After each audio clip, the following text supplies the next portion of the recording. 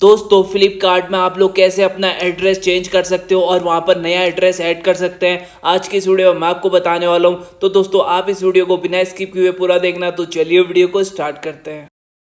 तो सबसे पहले आपको अपने मोबाइल पर फ्लिपकार्ट की एप्लीकेशन ओपन कर लेनी है। फिर यहाँ पर आपका जो एड्रेस दिख रहा है आपको उसी पर क्लिक करना है। जैसे आप उस पर क्लिक करते हो फिर आपके सामने दो ऑप्शन आ जाएंगे।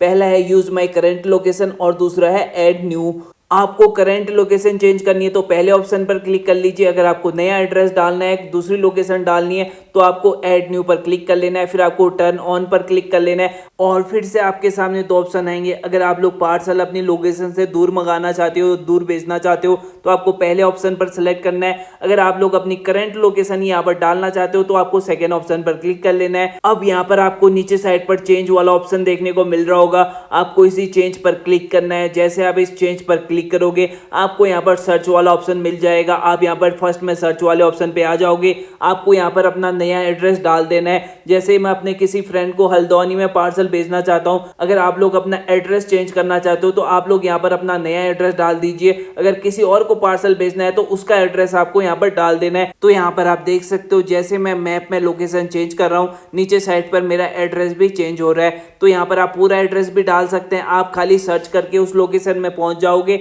और वहां पर भी आप अपना पूरा एड्रेस देख सकते हैं। तो यहाँ पर जैसे आप लोग अपना एड्रेस सेट कर लोगे फिर आपको ऐड एड्रेस डिटेल वाला ऑप्शन नीचे पे देखने को मिल जाएगा। आपको उस पर क्लिक कर लेना है और फिर यहाँ पर आपको अपना फ्लैट नंबर और अपना मोबाइल नंबर ऐड कर लेना है। अगर आप लोग अपना नाम भी चेंज करना चाहते हो तो यहाँ पर नेम चेंज भी कर सकते हो। तो यहाँ पर सबसे पहले अपना फ्लैट का नंबर चेंज कर लेते हैं, उसके बाद आपको मोबाइल नंबर चेंज करना है और फिर आपको सेव एड्रेस वाला ऑप्शन आखिरी में दिख रहा होगा, आपको उस पर क्लिक कर लेना है। तो जल्दी से मैं यहाँ पर सारी डिटेल डाल देता हूँ। तो मैंने यहाँ पर सारी डिटेल डाल दी है। उसके बाद आपको सेव एड्रेस पर क्लिक करना है। जैसे आप लोग सेव एड्रेस पर क्लिक करोगे यहाँ पर आप देख सकते हो आपका एड्रेस चेंज हो जाएगा। तो दोस्तों इस तरह से आप सिर्फ 2 मिनट में फ्लिपकार्ट में अपना एड्रेस चेंज कर सकते हो। तो ऐसी हेल्पफुल वीडियो देखने के लिए चैनल को सब्सक्राइब कर दीजिए।